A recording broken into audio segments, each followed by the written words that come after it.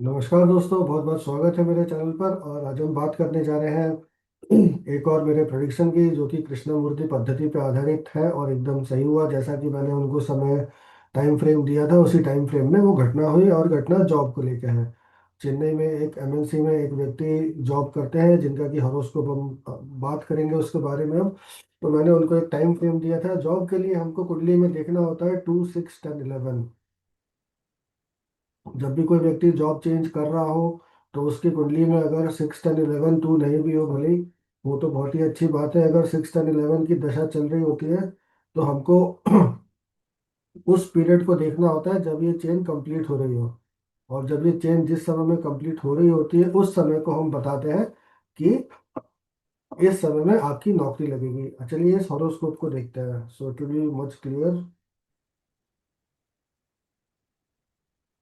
ये उनका हॉरोस्कोप है। और ये चल रही दशा है शुक्र की दशा। शुक्र का अंतर 17/5/2028 तक है। ये इसका हाउस प्लेसमेंट, वो नक्षत्र और सब है, और प्लैनेट का जो हाउस प्लेसमेंट है आप यहाँ पे देख सकते हैं। तो ग्रह कौन से भाव में बैठा है वो हम जेहोरा में राइट साइड से देखते हैं। जो भी इसको देखता है मेरे वीडियोस को, mostly all the users know how to use JHora, so there is no point in educating this, but yes, हम जो कंजंक्शन है वो यहाँ से देखते हैं लेफ्ट साइड से, और एस्पेक्ट जो है वो लेफ्ट साइड से देखते हैं। तो मेरा प्रोडिक्शन ये था, the native is running the mahadasha of Venus and the antar of Venus till 17/5/2028। Venus is in the star of Saturn and in own sub. So whenever a planet is in own sub, it becomes stronger. अब क्या Venus job देने के लायक है? Venus के पास है क्या देने के लिए? वीनस बैठा कहाँ है? वीनस 8th हाउस में बैठा है। राइट, वीनस क्या रूल कर रहा है? 7th house and 2nd house. तो 2 हमको मिल गया। वीनस का जो स्टार लॉर्ड है वो है सैटर्न। सैटर्न कहाँ बैठा हुआ है? 2nd house. And Saturn is ruling which houses? Capricorn and Aquarius, 11th and 12th।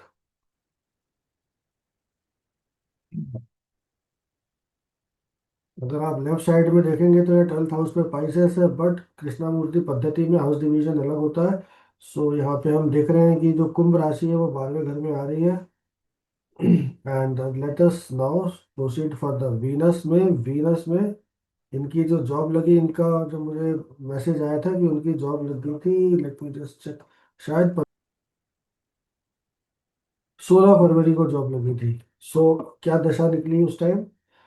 Venus का पीरियड था, वीनस का अंतर था 16 फरवरी। हम देखें तो कहाँ आ रहा है? मार्स के पीरियड में आ रहा है। 15 जनवरी 2026 से 27 मार्च 2026 तक मार्स का पीरियड था। ऑब्वियसली अगर उनकी जॉब लगी है, मैंने ये नहीं पूछा कि अब उनकी जॉब सेम कंपनी में लगी, मतलब किसी दूसरे डिपार्टमेंट में लगी या उसी शहर में लगी। उन्होंने खुद मुझे बताया कि 16 फरवरी को दूसरी कंपनी ज्वाइन कर ली। Now what actually happened here? जब इनकी जॉब लगी, मैंने क्या देख के और ये मेरा प्रोडिक्शन था। मैंने उनको 2 प्रोडिक्शन इसलिए दिए थे, 2 टाइमलाइन इसलिए दी थी, क्योंकि जब मैं यह चार्ट देख रहा था तो मर्क्यूरी भी रेट्रोग्रेड था एंड शायद जुपिटर भी रेट्रोग्रेड था। तो बिकॉज जब ये 2 रेट्रोग्रेड होते हैं, तो मैं जनरली क्या करता हूँ कि 2 टाइमलाइन देता हूँ, because they this planets are connected to me in some way. तो मैं ये अपनी एहतियात बोल लीजिए कि रखता हूँ कि भाई प्रोडिक्शन इन 2 टाइम में से होना चाहिए। या शायद मैंने बुधवार के दिन ये चार्ट देखा है, I don't know which date I saw the horoscope. But anyways, इस कुंडली में अगर हम देखें conjunction, Venus is conjoint Sun and Mercury. What is Sun ruling? Sun is ruling Leo, 6th house.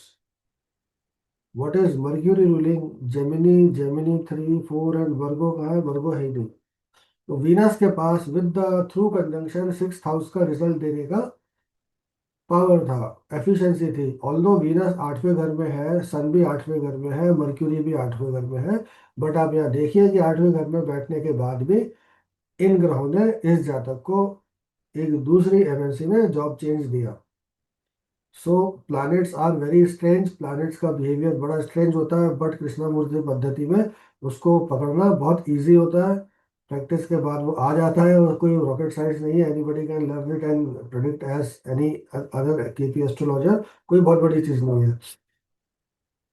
तो 16 फरवरी को हमने देखा कि जो इनका पीरियड चल रहा था that was Venus Venus Mars. Now Mars के पास क्या चीजें देने के लिए, Mars is in own star Venus sub, and in return Venus is in the star of Saturn. Because sub lord is the deciding factor, so हमको sub Lord का star Lord भी देखना पड़ता है, कभी कभी देख लेना चाहिए। और सैटर्न को हमने देखा कि सेकंड हाउस में है, सैटर्न के पास रूलरशिप है 10th और 11th, सॉरी 11th और 12th की। मंगल जो है इस कुंडली में 11th हाउस में बैठा है, मंगल अपने ही नक्षत्र में है। What is Mars ruling here? Mars Scorpio आ रही है एट अपना अष्टम भाव पे, और एरीज आ रही है पहले भाव पे। तो मंगल के पास जो रूलरशिप है वो 1 और 8 की है, वो बैठा 11th में है। लेकिन जो उसका सबलॉर्ड है, मंगल का सबलॉर्ड हमने अभी देखा था क्या है, वीनस।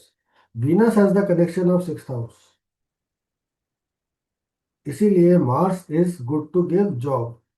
जब इस तारीख में सन ने शनि की राशि मार्स के स्टार में ट्रांजिट करा तो इनको जॉब मिल गई।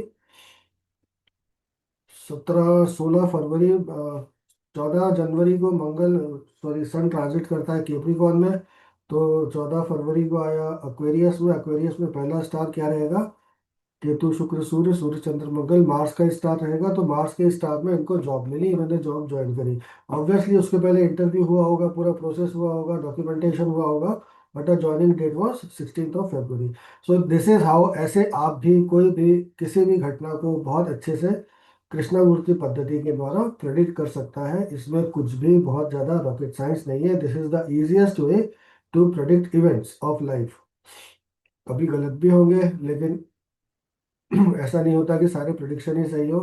और कृष्णमूर्ति पद्धति में एक अच्छी चीज ये है कि आपकी गलतियों की संख्या धीरे धीरे समय के साथ कम होती जाती है।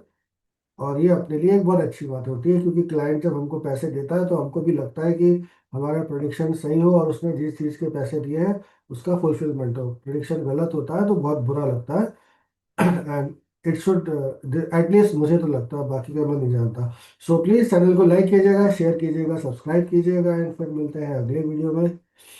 एंड तब तक के लिए नमस्कार, Sitaram, bye bye.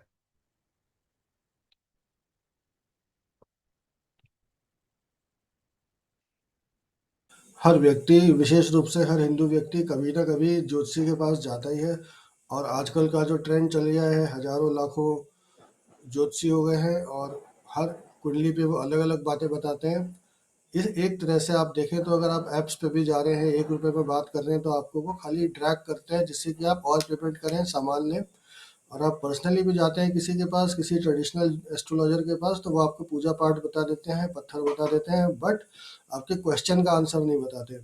KP astrology अगर आप सीखते हैं तो एक बार का इन्वेस्टमेंट है, लेकिन उससे आपको कम से कम ये होगा कि आप अपने लिए और अपनी फैमिली के लिए सही निर्णय लेने में हमेशा सक्षम रहेंगे। आपको कभी भी दिक्कत नहीं आएगी। आपका कौन सा समय अच्छा आने वाला है, बुरा आने वाला है, आपके घर के लोगों का कब अच्छा आने वाला है, कब बुरा आने वाला है, वो चीज़ें आप खुद जान लेंगे, खुद डिकोड कर लेंगे।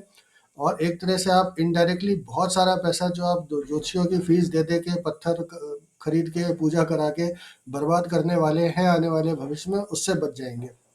केपी की यही सबसे बड़ी खूबी है कि आपको इसमें आपके प्रश्न का सही उत्तर मिलता है कि जो भी आप चाह रहे हैं वो आपके जीवन में होना है कि नहीं होना है, और होना है तो कब होना है, कैसे उसको देखना है। ये सारी चीज़ें आप कृष्णमूर्ति पद्धति के मेरे कोर्स में जान सकते हैं। तो जरूर इसको ज्वाइन कीजिए, ये सोच के कि आने वाले समय में आप बहुत सारे पैसे की बचत भी करेंगे, दूसरों को, अपने फैमिली को, रिश्तेदारों को फायदा भी देंगे, अच्छी सलाह भी देंगे, और उनके जीवन में एक पॉजिटिविटी भी लाएंगे।